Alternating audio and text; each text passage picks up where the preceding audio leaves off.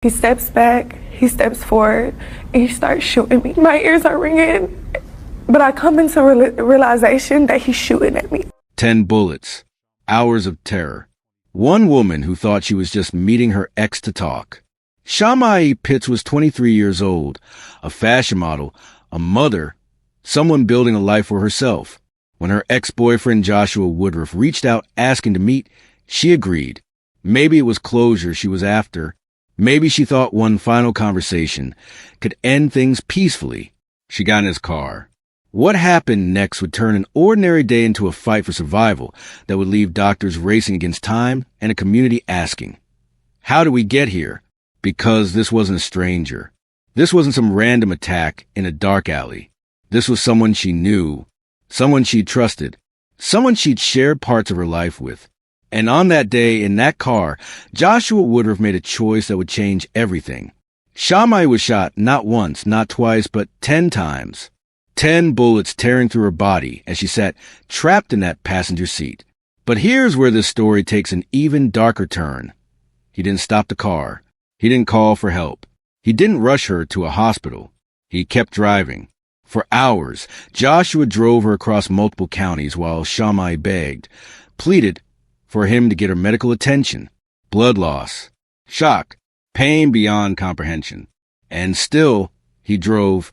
The woman who walked to that car thinking she'd get closure instead found herself in a mobile prison, her life slipping away with every mile. By the time he finally dropped her at a hospital, the damage was catastrophic. Emergency surgery, medical teams fighting to save her, and police waiting to arrest Joshua the moment they understood what had happened. But before we get into what happens next, before we talk about the arrests, the charges, and the controversy that would follow, I need you to do something. If stories like this matter to you, if you believe in raising awareness about the warning signs we all need to recognize, hit that subscribe button right now. Drop a comment telling us what state or country you're watching from. Because Shamay's story isn't just about what happened to her. It's about what could happen to anyone who misses the signs. Now, let me show you exactly what went down that day, in Shamay's own words and the details that emerged from the investigation. A woman who survived being shot 10 times has a warning now for other women tonight. Her ex-boyfriend kidnapped her, shot her, then drove her through multiple counties. And now she hopes she can inspire women to leave abusive relationships. Channel 2's Audrey Washington is live at DeKalb County Police Headquarters in Tucker tonight. And Audrey, this survivor told you the ordeal went on for hours. Right, she told me her ex-boyfriend drove her around for hours while she sat in the passenger seat of her car, bleeding out from 10 gunshot wounds. I'm sorry. Shamay Pitts did not think she would survive it.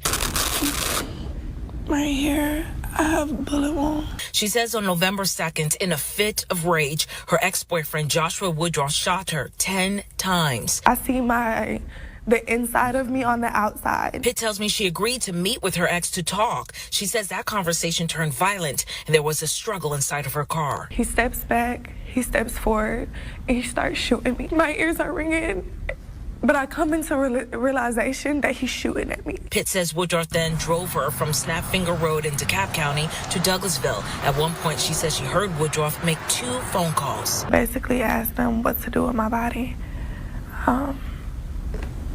I'm scared. I asked him, can I just write a letter to my son? Pitt says Woodruff eventually abandoned her at a hospital while paramedics rushed her to another hospital in critical condition. Security detained Woodruff.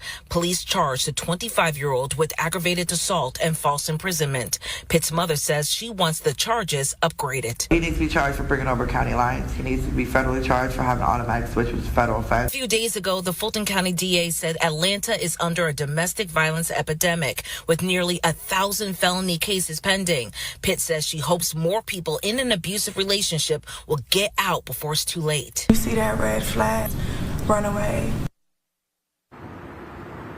And Woodruff is due in court tomorrow. As for Pitt's hospital bills, they are extensive. Her friends and family, they are holding a fundraiser for her on December. So let's recap what we just heard. Shamay Pitts agreed to meet Joshua Woodruff, her ex-boyfriend, believing it would be a conversation. Instead, he shot her 10 times while they were in his car. For hours.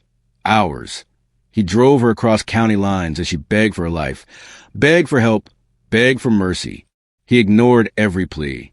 When he finally left her at a hospital, she was rushed into emergency surgery, while police arrested him on the spot. Joshua Woodruff now faces charges of aggravated assault and false imprisonment. Shamay's mother is pushing for even more serious charges, including federal charges, because he crossed county lines while armed and holding her captive. The legal system is now deciding what justice looks like in a case this extreme. But here's where the story gets complicated, and I'm not going to pretend it doesn't.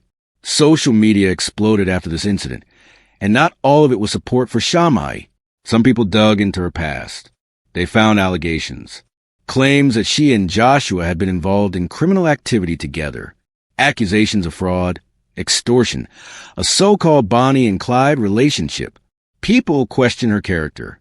They question her choices. Some even suggested she played a role in her own tragedy. Let me be clear. Whatever their history was, whatever they may or may not have done together, none of it justifies 10 bullets. None of it justifies hours of terror in that car. None of it erases the fact that a young woman nearly died because someone she once trusted decided her life was his to take. We can acknowledge complexity without losing sight of the violence. Right now, Shamay is recovering, and recovery is a word that barely scratches the surface. She's dealing with physical wounds that will take months, maybe years, to fully heal. She's dealing with emotional trauma that doesn't disappear when the stitches come out. She's dealing with medical bills that led her family to start a GoFundMe just to keep up with the costs. But she's also made a choice, a powerful one.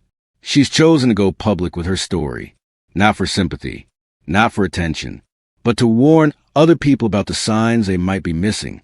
Because here's the lesson we need to take from this. Danger doesn't always announce itself. It doesn't always come from strangers in dark parking lots. Sometimes it comes from someone whose number is still in your phone. Someone who knows where you live. Someone who once made you feel safe. Abuse hides in familiar faces. Control disguises itself as concern. Jealousy pretends to be love. And by the time you realize what's happening, you're already in too deep. Have you ever stayed in a relationship longer than you should have because you thought you could fix it? Have you ever ignored that voice in your head telling you something was wrong? Drop your thoughts in the comments, not just for me, but for the person reading who might need to hear they're not alone. Shamay survived 10 bullets. She survived hours of captivity. She survived being abandoned at a hospital by someone who should have protected her. And now she's using her voice, not just to heal, but to help others recognize the red flags before it's too late. Her story is a warning. It's a wake-up call. It's proof that survival isn't just about making it out alive. It's about what you do with the life you fought so hard to keep. So if this story hit you, if it made you think about someone you know or a situation you've been in, do something with that feeling. Share this video.